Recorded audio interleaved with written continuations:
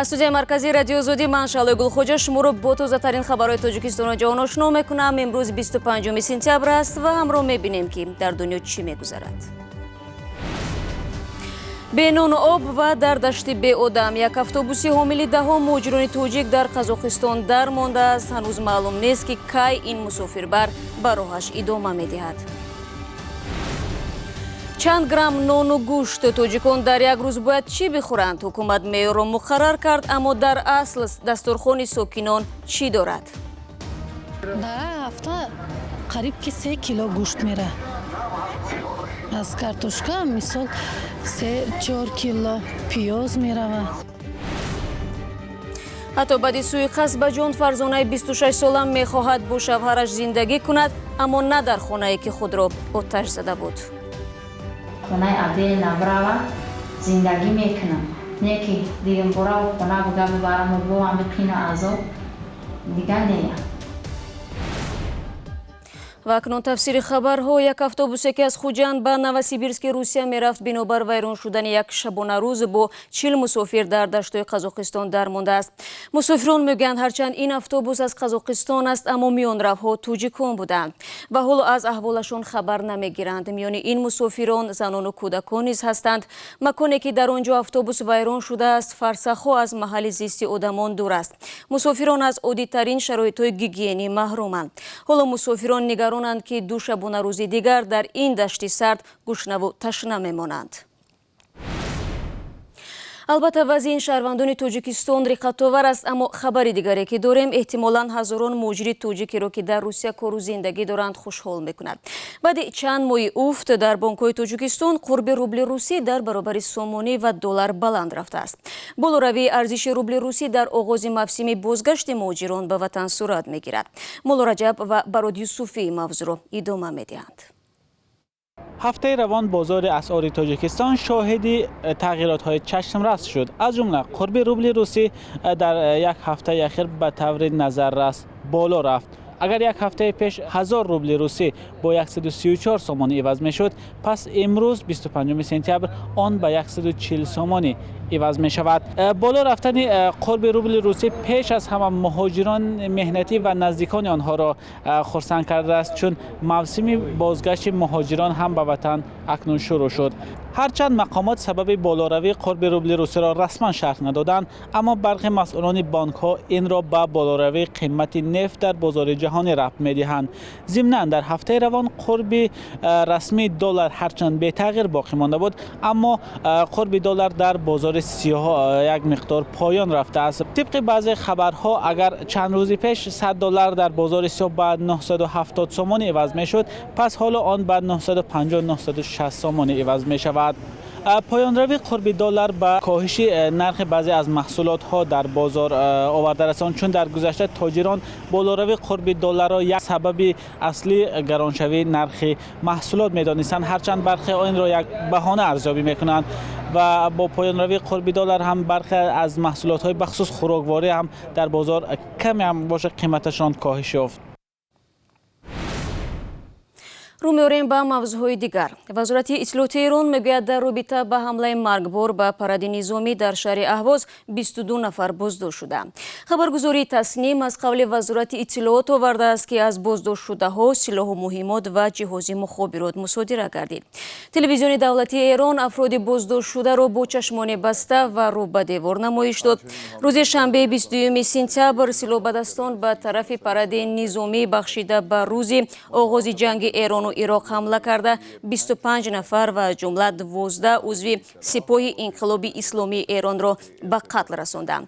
масъулияти ин ҳамларо гурӯҳи арабии зидди ҳукуматӣ бо номи Муқовимати Миллии Аҳвоз ва даҳшатафканони давлатии исломӣ бар дӯш гирифтанд. аммо мақомдорони Эрон бар ин назаранд ки сарпарастони паси пардагии ҳамлаи Аҳвоз Амрико ва Исроил аст.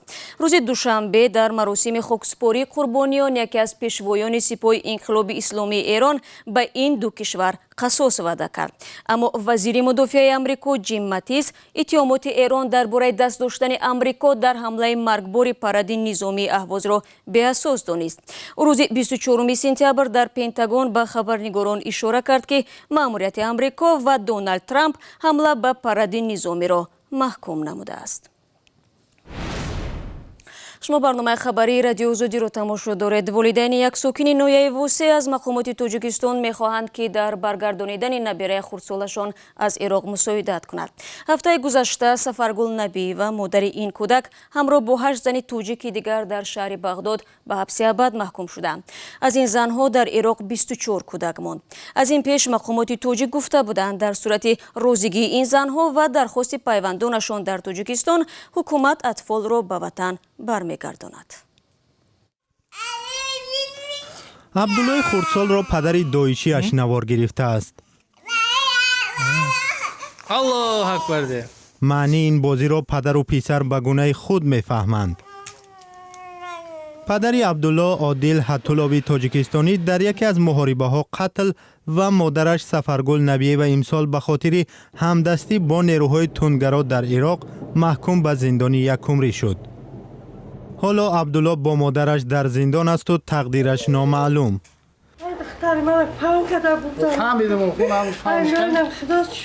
مادر سفرگل سال 2015 فرزندش را گم کرد. 3 ماه از توی عروسی نگذشته دامادش سفرگل را به بهانه روسیه برد و دیگر بیدرک شدند. اخیراً تلفن جای ترکیه 10 آگوست 3 ماه نامعلوم شد. پیش و میریم یا عروس بردگیه جاشون به سویازه چطوریه و تلفن میکرد 2 ماه مرتر دواندن. سفروی چون از اقربای داماد نتوانست معلومات بگیرد به مقامات امنیتی مراجعت کرد. تصویرهای دختر و دامادش را به اینترپول داد. والدین دامادش میگفتند کجا بودن پسرشون رو نمیدونند. شما چند مرتبه پسر یا کلینتون قطع صحبت کرده؟ تلفنی؟ بعد از تماس آنها سفرهای فهمید تا این وقت کجا بودن فرزندش را پنهان میکردند. جدای سفر گذاشتم که جدای تقم دولت اسلامی رو دیگه تمام کردم. خودم دانشگاه نمی‌داشت ولی اگر داشتم. همین پیام را سفرگل به والدینش فرستاد. حالا والدین سفرگل از مقامات می‌خواهند به قضیه زندانی شدن او در عراق دخالت کنند و عبدالله خردسال را به وطن به پیش بابا و بیبی برگردانند. مقامات عراق گفتند به شرط درخواست حکومت تاجیکستان این کار امکان پذیر است. برنامه خبری رو ادامه میدیم. 112 گرم گوشت، 405 گرم نان و 55 گرم شکر در روز. چنین است معیار اساسی غذاخوری که از سوی حکومت تاجیکستان مقرر شده است. با این رویخط در مجموع 11 نوع محصولات از جمله شیر و تخم، ماهی و میوه نیز داخل است که باید هر یک ساکن در روز آن را استعمال کند. معیار را معین کردند، اما آیا مردم شرایط خریداری این غذاهای توصیوی را دارند؟ همکاران ما از نسته شیوریم به همین سوال پاسخ جستند. معاش پست اما نرخ‌های بلند ساکنان تاجیکستان را وادار می‌نماید که بودجه خود را صرفه‌کارانه استفاده برند. بیشتر مردم محصولاتی را که به زودی ویران نمی‌شوند برای 1 ماه ذخیره می‌کنند و جای گوشت گاو و ماهی معمولاً مرغ می‌خرند. در هفته قریب که 3 کیلو گوشت میره. از کارتوشکا مثال 3-4 کیلو پیاز میره. با اینجا با خودمون بعضی چیزاش میبریم.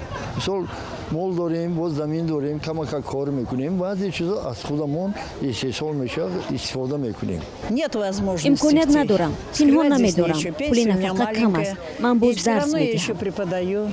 مثال از چیزی قیمت‌تر گوشت اکونوم میکنی، کمتر میکنی. ای توخ چیزی قیمت‌تر. با مثال پیرونی قدیمی اون چیزی در کوری ارد پرداشته پیشتر میگیریم. هفتهش دقیقه میگیریم 2 کیلو. 1.5 کیلو 2 کیلو. چند نفرین اولا 3 نفریم. حکومت تاجیکستان معیار توصیوی استعمال محصولات اساسی غذایی را برای هر یک ساکن کشور معین کرده است. در این حجت نشان داده شده است که هر یک نفر باید برای سالم بودن کدام نوع محصولات را و چند گرم استفاده نماید. با گفته منصبداران و تحلیلگران تاجیک در معیارهای توصیوی حد اقل محصولات اساسی غذایی گفته شده است و این پیش از همه برای وزارتخانه‌های مربوطه کشور لازم است که توانند خراجات زندگی مردم را زود و آسان‌تر معین کنند. حالا سبد استعمال تقریباً $50 در یک ماه تشکیل می‌دهد و آن از روی نشان دهنده نزدیکی 300 نوع محصولات معین می‌گردد. معیارهای مذکور کار مقامات را برای معین کردن نارسایی کدام محصولات و تقویت کارها در کدام بخش آسان می‌کند. این نشان دهنده مهم رشد اجتماعی است. بنا به اطلاع برنامه جهانی غذایی سازمان ملل متحد، حدود 3% تاجیکستانیان از کمبود غذا رنج می‌کشند. این تعداد اساساً ساکنان دهاتند که صرف فرزند بوده در آنجا استحصالات وجود ندارد. با سبب کم غذایی کودکان گرفتار بیماری‌های مختلفند. با این همه حتی همین معیارهای معین کرده حکومت را نه همه خانواده‌ها امکان دارند که برای خود اجازت بدهند. نگاه میاندازیم به جنوب تاجیکستان. جوانزن 26 ساله که خود را آتش زده بود تا هنوز تحت مراقبت پزشکان در شفاخانه شهر کولاب است. او در صحبت با همکاران ما از خشونت خانوادگی شکایت کرد و گفت دیگر تحمل این گونه جنجال ها را ندارد. او جانبدار ادامه زندگی با شوهرش است، اما زیر بام علاهیده. مومن احمدی با تفصیلات بیشتری همین موضوع. فقط پشتم سوختگیه، دستم سوختگیه. فرزانه غلام‌آور ساکن دهه کوشانیان کولاب که 5 روز پیش قصد به جان کرد میگوید فشار خوشدامن و خواهر شوهرش او را به این حال آورد. گفتم خواهی که نمیفراشون یا به تجاوب ما یا که بیا بریم یک جا کوارتیر بگیریم تا خونه در کانونه بستم. یعنی وای خونه خیلی سری خواب شد. در ادامه کشتالشون اگر که بی سرش بقیدی خشتمان و هردش در اومدن که سرش بیتی مترزنی دیگه میتیم. فرزانه میگوید در این ماجرا شوهرش طرفی مادر و خواهرش را گرفته او را زد. او فقط سوی حمام رفتنش را به یاد دارد. من نمیدونم که مرا یکم کس علاوه زده یا خودم کدام یاد ندارم. همین خشم بسرم زد که خانه داشت من زبنای پسش هم بزد. ایوب نمازعلی شوهر فرزانه گفته بود در تلفن همسرش رقم موبیلی یک روحانی را دید و جنجال کرد. این دروغ مثلا 20 سوم مثلا 150 سوم تلفن جمع کردم اینا گفت نکردم. رقم من نداشتم همین یا پونده. این سبب برای 150 سوم تلفن شده دیگه. قبلا کلین دیگر این خاندان می گفت پیش از آتش گرفتن بدن فرزانه مناقشه سری گم شدن گردنبند طلایی خوشدامنش بود. نه چند روز پیش هم زنجیرش خالم 20 گرم داشت گم که خود هر دم نخسم دو قسم خورده پرچه خونم دیوفتنش طلا گم شد چه میگه تای خواب میروش. فرزانه نمیخواهد اویلش ویران شود، اما به خانه خوشدامن نیز برگشتنی نیست. اگر خونه و درم بکنه و خونه عدیل نبره زندگی میکنم. نه که دیگه برا و خونه بگه ببرم و با هم بقین عذاب دیگه نه. فرزانه صاحب دخترچه 3 ساله بوده، حالا حامله دار است. میگوید اذیت روانی بالاخره به جسمش هم آسیب رساند. و بانک جهانی به تاجیکستان توصیه داده است که برای حل مشکل افزایش اهالی دسترسی به مواد ضد حمل را بیشتر کند. بانک جهانی در گزارش تازه‌اش نوشته است افزایش با سرعت اهالی مانع کاهش فقر در جمهوری می شود. چون به گفته کارشناسان همین بانک سرچشمه درآمد بسیاری از خانواده‌ها در تاجیکستان محدود است و عائله بزرگ برایشان سرباری می شود. بانک جهانی توصیه داده است حکومت را ضرور است از راه پیشگیری نیکوهای محل و گسترش مواد پیشگیری کننده حمل افزایش اهالی را به تنظیم درآورد. به گفته کارشناسان بانک جهانی عین زمان شماره خیلی کمی از زنهای قابل تولد از مواد ضد حمل استفاده میکنند. با امید خبرهای خوب و در تلاش رسیدن به بهترین آرزوها برنامه امروز خبری را به پایان میرسانیم. با سپاس به همه آنها که در این 15 دقیقه ما را همراهی میکنند. شما را فردا صبح با خبرهای تازه منتظر میشویم. نخست نوید بامدادی تقدیمتان میگردد که تازه ترین خبرها را در بر میگیرد. تا آن زمان خدا نگهدار هر یک شما عزیزان باشید.